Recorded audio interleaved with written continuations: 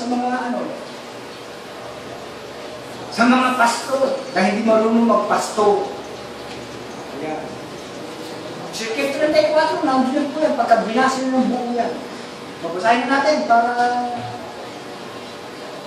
Ezekiel 34, versikulo 10. Ganito ang sabi ng Panginoon Diyos, narito, ako'y laban sa mga pastor at aking aalisin ang aking mga tupa sa kanilang kamay at aking silang patitigilin ng pagpapakain ng mga tupa at hindi na naman pakakain ng mga pastor ang kanilang sarili at aking ililigtas ang aking mga tupa sa kanilang bibig upang maging pagkain sa kanila. Ayan. Bakit tayo nagiging pagkain sa kanila? Buo ko ba yung tithes dyan? Diba? Hindi bigla na tayo yung kinakain.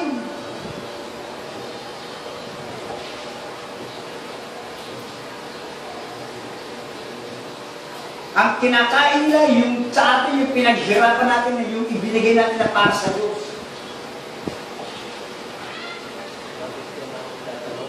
At aking ililigtas ang aking mga tupa sa kanilang bibig upang maging pagkain sa kanila.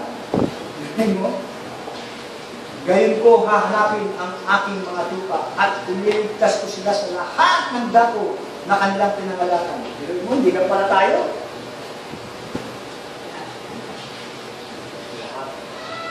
Hindi lang tayo rito ang ganito.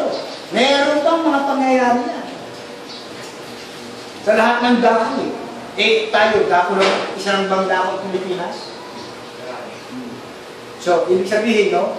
May mga pangyayari din na ganito. Doon sa mga Church of God. Yung mga Jerusalem, ha? Kay Church of God in Jerusalem, kay Jerusalem Church of God, yung isa lang yun. Basta Jerusalem Church of God. Kay nasa una, kay nasa uli, Jerusalem pa rin yun. Kay ibabaw, kay ilalim, Jerusalem pa rin. Hindi ka talagang international yan, kahit saan mo ilagay din. Walang Diyos diyan. Ang Jerusalem, kahit saan mo ilagay sa una, sa huli, ibabaw, ilalim, may Diyos pa rin yan. Yung international, kahit idugtong mo, kahit hindi mo idugtong, kahit sa ibabaw mo ilagay, kahit sa ilalim mo ilagay, wala pa rin Diyos diyan. Ha? Church of God lang, 7 days sanctified. Eh, hindi na kinikilala ng Jerusalem. Wala pa rin Diyos doon eh, walang Jerusalem. Ginagamit lang nila yung salitaan ng Diyos, ito yung sinasabi niya po si Pablo na may daya. Gumagamit na may daya ng salita ng Diyos. Maraming ganyan eh.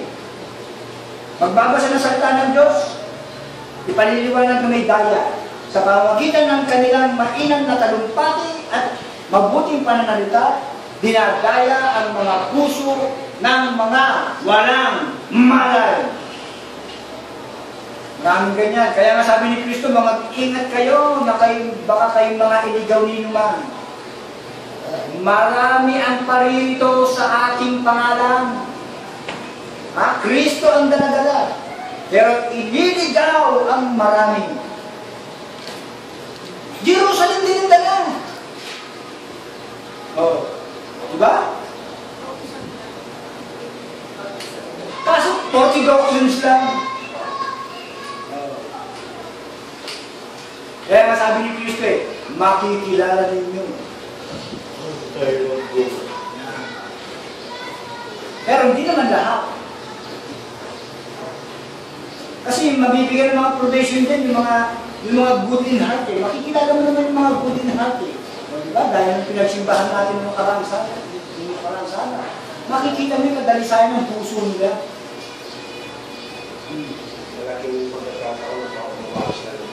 Yes! Maaamo yung mga ganyan. Yan yung mga maaamo. Diba? Sabi ni Kristo, mapapalad ang maaamo sapagkat mamanahin nila ang lupa. Ang sabihin, makakasama sila doon sa probation.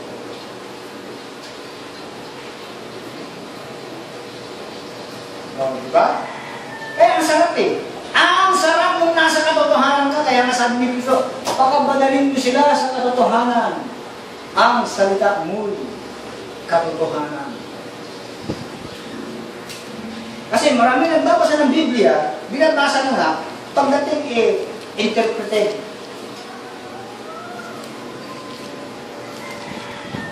Hindi na yung ayon sa nabasa. Oh. Ang unos ba na yung matulit mabuti, oh? Eh, ano nga, kung ba na matulit mabuti? Kung iba ginanap na, mabuti ka na rin.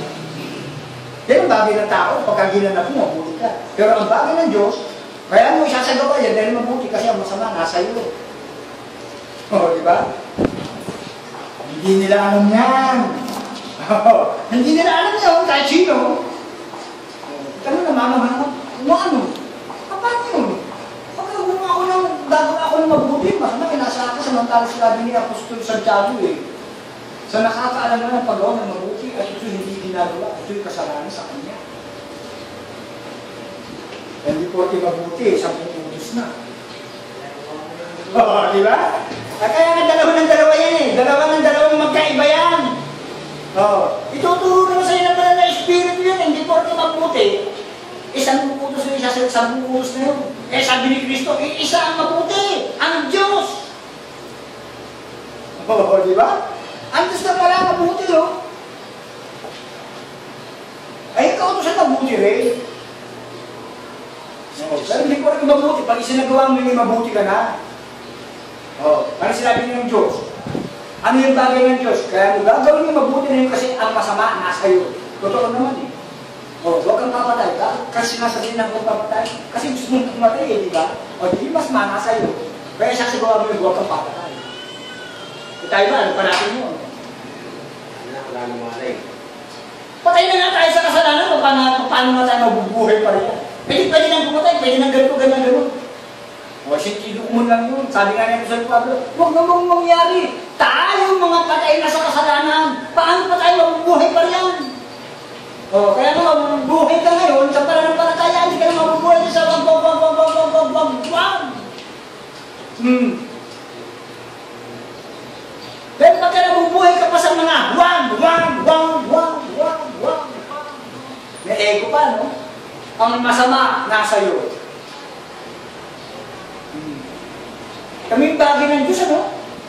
No? Yung mga maralanin mo. Ang lalim!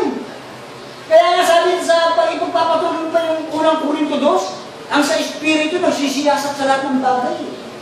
Hindi yung porke meron ka ng doktrina ng Elder Daggett, ay yun na yun. No! Hindi mo nasisiyasat. Hindi mo sisiyasat yun. Ako po, pag siniyasat mo yung araw ni Elder Daggett, si Kristo sumunod sa 10 utos. Nandun doon sa perpetuity of the law. Yun yung paliwanag doon, no? Si Kristo sumunod sa 10 utos. Kasi samantalang sinabi niya po sa Pablo, ang kautusan ay hindi ginawa sa taong matuwid. Si Kristo ba matuwid? Hindi. Matuwid. Bakit sumunod si Kristo sa 10 utos? Si Kristo ba pumapatay para pagsabihin na huwag kang papatay? Ay, yung maligha ka. Yan. Kita mo yung bagay ng Diyos at bagay ng tao. Ang laki ng pagkakaiba. Hindi ako nagparito upang sirain ang kautusan. Kundi upang ganapin. Ano kayo? Hindi sisirain. Kung ginanap ni Kristo, yun ba yung ginanapin sa utos? Yung po parang pinapatnubayan ng Espiritu wala sa ilalim ng kautusan. Yes, totoo yun. Galatia 5:18. Sapagkat kung sino ang pinapatnubayan ng Espiritu ay sila ang mga anak ng Diyos. Ay walang kayo sa ilalim ng kautusan. Wala sa ilalim ng kautusan. Kaya nga sinabi niya, kasi nga, nasa ilalim na tayo ng biyaya si Kristo. Kapag ako, Tayo ang pinapatnubayan niya. pinapatubayan ng Espiritu, wala na sa atin yung Wala ka na sa ilalim ng kautusan. Pag nasa ilalim ko ng kautusan, pinapatnubayan ka ng Espiritu. Wala ka pa, hindi ka pa rin pinapatubayan sa Espiritu. Sino ba Espiritu na yun? Sa Kristo. Ayan.